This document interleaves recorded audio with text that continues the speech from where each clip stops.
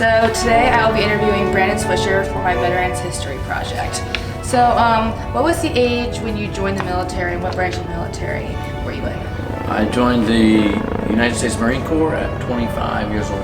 What were your parents or siblings' feelings about you joining the service? My younger sister broke down crying, and my mom was concerned, I'd say, and my dad was supportive and excited for me. What kinds of jobs did you hold prior to entering the military? First job was Butler's Orchard in Germantown, Maryland. Then I was a server at New York J&P Pizza in Damascus, and then I had a small landscape company, and then joined the Marine Corps after that. So what type of training or schooling did you have? After high school, I did go to Montgomery College in Germantown and to study landscape technology and business there. What was your most vivid memory of your time training in school, and what was the best part and the worst part? Most vivid memory in boot camp.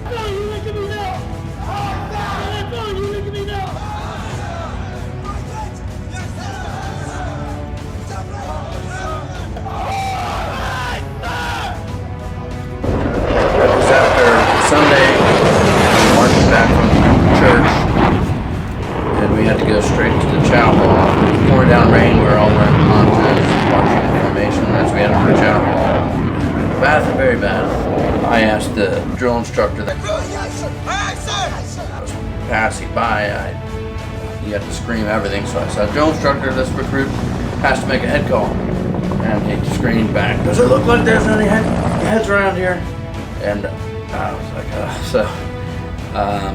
I stood in line, we were all soaking wet already under the ponchos, so I just let it go. And later, one of the real higher ups came into our squad bay and made a big announcement about, I guess they found a puddle or something, and made a big announcement that if anyone has to go to the bathroom, it's ridiculous, I didn't want to pee their pants, and go talk to someone. What was the hardest part of military lifestyle for you to adapt to, and why do you think that was? From having full freedom and total independence to then being kind of on lockdown. I mean, you had to ask to do everything. You were completely treated between a 12-year-old and I'd say an inmate, really. We couldn't have a car or anything at first, so just being under that scrutiny after having such freedom. What was the easiest part of military lifestyle for you to adapt to? Got along with everyone well and was kind of like an older brother to the young Marines because I was good socially, good around people, and would be able to help them as they struggled through some things. So why did you join the military? It was something I always wanted to do through grade school. Where did you serve? My first deployment was Okinawa, Japan, and we did do a 1 month, it was called Operation Winter Surge in South Korea. But it was a 2-year stint in Japan. From there I deployed to Afghanistan, and then I was changed duty stations to Camp Lejeune, North Carolina, and I did a back-to-back second Afghan deployment from there. Oh wow. So what did you pack in your bag when going to serve? In Afghanistan, when we were in country, any patrols or missions, we would always have plenty of water, 1 or 2 MREs, CLS kit, combat life-saving kit. We'd have 180 rounds of ammunition, 6 magazines attached to our flak jacket, of course our helmet, and then we had our mission-specific things we had to carry with us. So my first deployment was out of Okinawa, Japan, with 3rd Intelligence Battalion. I was with a unit called Ground Center Platoon, so we hid surveillance cameras and gear at IED hotspot intersections that would pick up any enemy movement. Generally in the nighttime hours, it would, through a sat antenna, send us transmission back with photo feed. Then we'd send quick reaction force over to them. So we'd do those inserts usually around 1:30 a.m. and we'd have to carry the cameras, the camouflage gear for the cameras, motion sensors, seismic acoustic sensors, and then the batteries, which were super heavy. It was like half a car battery, and sometimes we'd have to have 3 of them. My second deployment to Afghanistan was an infantryman the entire time. The second time, though, I was attached with that intel background. They attached me to the snipers. So in addition to the gear mentioned, minus the surveillance systems, the biggest, most heavy thing there, we had to split the machine gun ammunition, because for the amount of rounds and as heavy as they are, for the one-man machine gunner to carry them all is too much. So over the team of 4, we all had to split that ammo, which added a lot of weight to our bag. Yeah. How did you get to the place where you were serving? Like, what was the experience like? Several different types of helicopters. When we flew out of the patrol bases, a lot of them Ospreys. Once we get to our the patrol base we'd do the mission out of, we would generally do a patrol to the area at night, a foot patrol. If we were doing other missions, larger missions, like when I was with 1-8, the line company 1-8 out of Camp Lejeune to the second pump to Afghanistan, that was generally a convoy of the new MATVs and MRAPs out to the area, and we'd be on foot once we get in the area. So what was the living environment like? In country, you're in small barracks with 3 or 4 men per barracks room. It's pretty tight, bunk beds. In Afghanistan, depends on where you are. A lot of we either would take over someone's house, which turned into our compound and made a base out of it. Everything out there, all the construction's made with mud and straw, all the buildings, and any huts we made were made of plywood and 2x4s. So, and then of course we had HESCO walls around the perimeter of the base, which is like a metal cage with a burlap sack and then filled with dirt and rock. And I mean, it was rough out there. It was very third world, very, anything I could have thought of in the Jesus' day, I could have seen Jesus walk by. They wore the same garb and clothing and everything. So what was your daily meal like while you were serving? In garrison, there was a brand new chow hall built, so it got really good. It actually had a hibachi grill in the center where you could custom order food like that. Yeah, we were very impressed and excited. So yeah, they had each day of the week they had a different meal, which was pretty good. In Afghanistan, if we're at a patrol base further out or on a mission, of course, we only had access to MREs. One country Marine from Arkansas did catch a rattlesnake once. We ate that. That was pretty cool. Otherwise, sea rats we had out in the FOBs, forward operating base. What are sea rats? They are like an MRE but better. It's like for groups, so it is heated. It's kind of like in a metal catering tray, so they're just larger for large groups of people. It's hot food, so let's get a little excited about that. If you were lucky enough to serve or pass through Camp Leatherneck, they got it good. They were very spoiled there. They had, I think, Fridays or Thursdays was steak and lobster in Afghanistan at Camp Leatherneck. So were you ever scared or worried that you wouldn't return home? Yeah, with the pressure plate IEDs, every step you would take, it was a concern. Even with the Marine in the front on point doing the metal detection, some of the one IED was made out of a pizza box, so some didn't have enough metal to detect, and we lost guys that way. So it was always a concern during the day when we laid our head down at night on a mission under a truck. It was the thought did pass through, I made it through today, maybe it'll be tomorrow. So what kinds of friendships did you form while serving, and with whom? A lot of when I rolled with the snipers on the second deployment, a lot of those guys I became close with in the line company. Just being out there and going through those experiences. What do you want? Yung mata kalamraka. Huh? Yung mga kalamraka. I don't have any more pens. Matalaka. Matalaka. Don't get out of my pocket. I'll knock you out. There's a bond formed that I don't think you can really match anywhere else. And actually some of the Afghan linguists that got citizenship here for their duty, we've stayed in good touch and become close friends. So it's actually neat to still be exposed to their culture. Yeah, that's cool. So how did you stay in touch with your family and friends while you were serving? In Afghanistan, if we were on faraway missions that were way outside the wire for any duration of time, over a couple of our squads, we shared a sat phone. So, I mean, you might be able to use it once in a week, and they're very expensive for the government. So, a sat phone, or if we were on a fob, or some patrol bases even, they had a MWR, Marine Warfare Recreation Unit, that had internet. So we had these pay cards, phone cards, where you could use an internet phone, dial in the long number, and you could call through that. Were there any casualties in your unit? Yeah. We had one guy get shot in the neck and didn't make it, obviously, and several guys on the IED. There was a Carez system, underground well system, but it was a tunnel.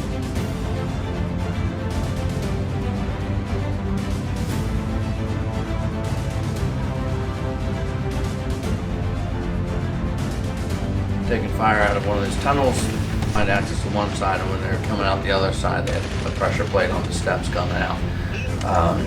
And that took out 2 of our guys, and then another IED through a doorway where it shattered the lintel and all the dirt wall above him.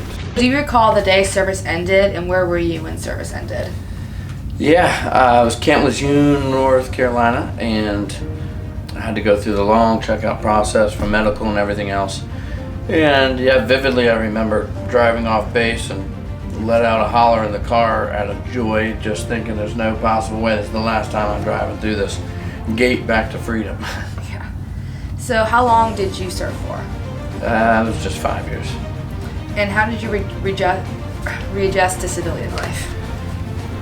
It was, I thought it was normal and good. I was excited to be home, and looking back, I think I was a bit more impatient, frustrated, irritable, and I think that was just from the pressures that we were kept under during the time in the Marine Corps, in garrison and in country.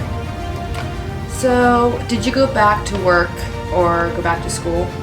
I tried to do the school bit just to not waste the GI Bill. Was never my thing growing up, so I gave it a shot and took some good classes, but I didn't stick with it. None of the career stuff I was looking into required any type of degree. So after I gave the go at the school, I ended up getting more to real estate and got my real estate license. So how did service change you? I had to watch my language a little bit at first because almost everyone in the Marine Corps uses a bit of colorful language. And then beyond that, I'd say just having the appreciation and the understanding for veterans and families for what they've gone through and what they've given, and what they deal with still every day, whether they've lost a child or what have you. I was always appreciative, but now it's just on a greater level. So do you continue any friendships after service, and for how long? Yeah, for sure, still to this day, definitely on Facebook, of course, but there's several guys from that sniper unit, and even from back in Japan that we stay in touch and talk to. And again, like I said, with the Afghan linguist, one's in Philadelphia, and I see he and his family occasionally. So how was your day-to-day life would be while you were serving, like wake up to the evening? In garrison, using Lejeune, we'd wake up about 05. We'd have to go meet up and circle up for our warm-up stretches, and then run around base. Then we were dismissed for a shower and chow, for breakfast chow. Then we'd usually meet up again either in the field to either do weapons training or whatever they had planned for us for the day, to lunch, to more training, and then dinner chow. It was all, each day was measured between chows, and nothing was, it was, in a way, you never knew what you were gonna get. I remember in Japan sometimes, if someone lost a piece of gear when we were doing inventory or something, if you had plans that evening, you could throw it out the window because you might be there till 9 or 10 p.m. Sometimes you'd have to sleep there until you found it. Or if someone on base lost something or couldn't find any serialized gear, night vision goggles, or weapon, heaven forbid, the whole base would lock down. People missed their flights. They got approved liberty to see their family. You never had any type of stability you can count on like that. So what was it like for you to get ready to go off to Afghanistan? Yeah, each time we had to go to the 29 Palms in California, and I'll take the ground sensor side, the surveillance, the first deployment. Each time there's actually an entire mock-up village where the U.S. government hires paid actors that are from Afghanistan. And so they dress in the proper attire, and they're made of Connex boxes, they're shipping containers, and they're stacked. And but there's an entire role play set up and very well practiced by them. And so we come through on trucks through this village, through the roads, and we have to be looking for specific cues and anything that looks out of the ordinary, and then we have to question these Afghan locals in California and go through the whole skit thing, which is a few days long. And we find weapons caches and buildings, and pull the carpet up and find a box with weapons in it. And we have to keep the intel on certain people we meet, and so we go through that entire. With the sensors, we deployed sensors, again training in California.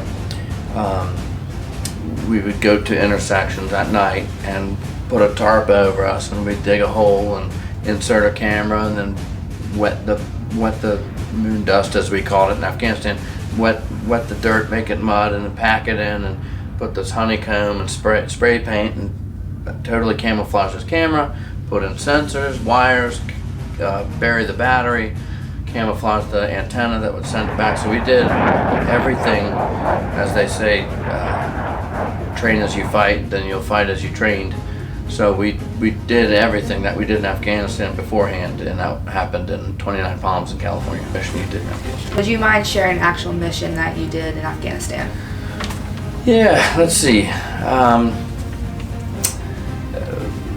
One that stands out mainly because the message we got as we were on the tarmac waiting for our ride to this mission, to this insert. We were all in sticks, they're called, rows, lines of Marines. It was the second largest helo insert since the day one in Afghanistan. So we had rehearsed this for 4 days, running on the sand desert, putting tape on the ground and running through mock houses. So the lieutenant ran down the line, and he was saying, "We just got new intel. There's I forget if he said a number. There's a large group of military-age males with what looks like weapons that are moving over the hills into our LZ, into our landing zone." So a lot of times with the linguists that worked with us, somehow they were able to disperse and disseminate information and intel before us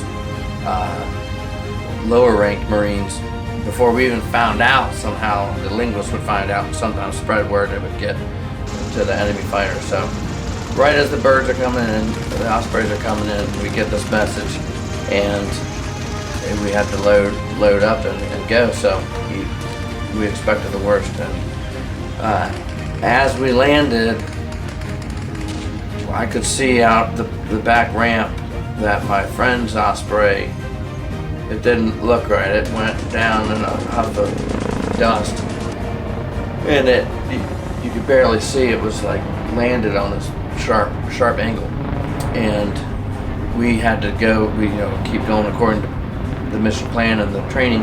We had to run to this one compound while the engineers stuck dynamite on the wall, exploded that to make a doorway. We didn't use doorways on these missions because that's usually where an IED was waiting for us, so we made our own. We went into... Explain what an ID is. Thank you. An IED, improvised explosive device, so it's essentially an inexpensive but very effective bomb that they would make out of easy to get material and fertilizer. So we went in that, got the owners of this, I say compound, the house, and escorted them out and told them not to come back and stay with family for at least a week.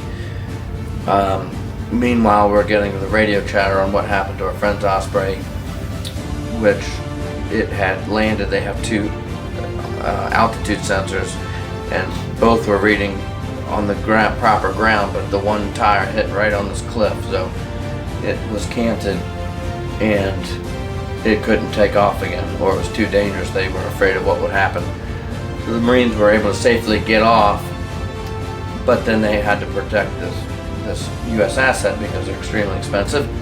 So we were then pulled out to go assist in protecting the Osprey, creating a large 360-degree perimeter around it, which we had to stay there for a long time. We ended up taking shifts, but my shift was until after sunrise, and as soon as sunrise began, we could see little white trucks off in the distance driving around, and looked like they were coordinating something. And soon after that, there was rocket attacks, and they were trying to hit and destroy the Osprey since we had a downed bird.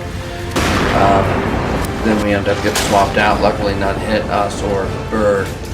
They flew out another engineer or mechanic company that was able to repair it. It was the second or third day it took off, and we all cheered and went on with the mission. So do you attend any reunions?